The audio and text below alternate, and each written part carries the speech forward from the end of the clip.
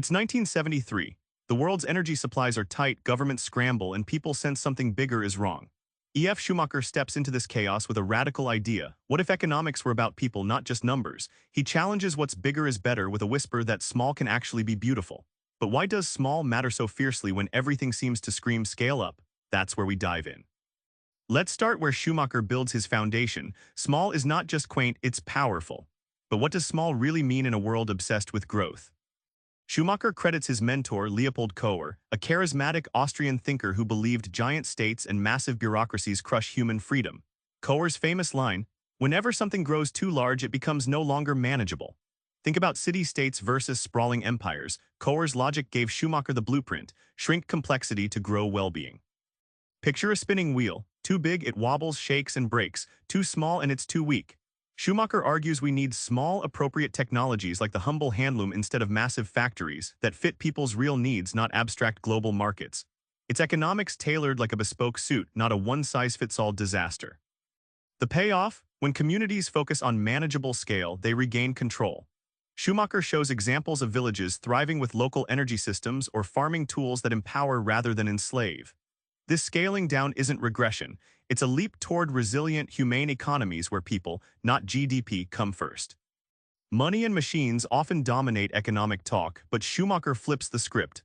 What if economics served humans first, not endless production and consumption?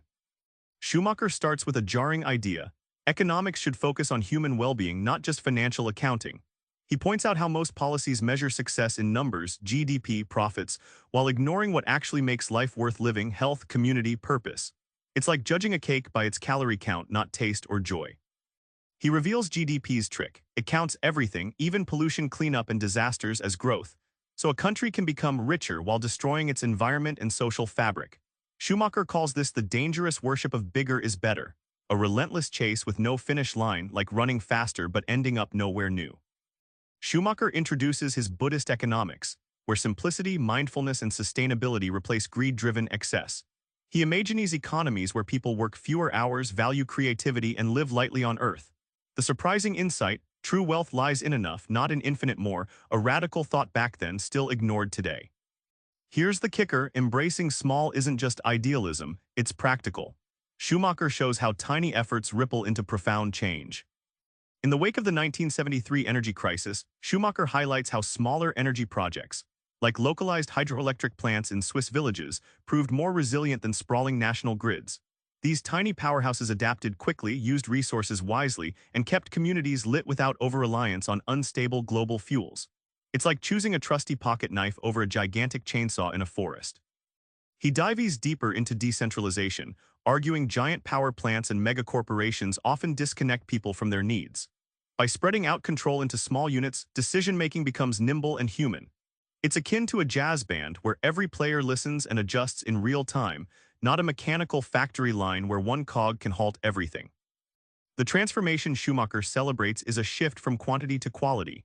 Instead of piling up endless goods and energy use, societies with small is beautiful mindsets thrive on sustainable, meaningful progress. This alters our very idea of success, not how much we produce, but how well we live. Remember that 1973 chaos when small felt radical? Schumacher's message still cuts through. The biggest solutions often come from the smallest, most human-scale ideas. Next time you're caught in a bigger is better trap, pause. Try scaling down your focus. Choose small actions that reconnect you with community, quality, and resilience. That's economics as if people truly mattered. Subscribe for more book summaries like this one.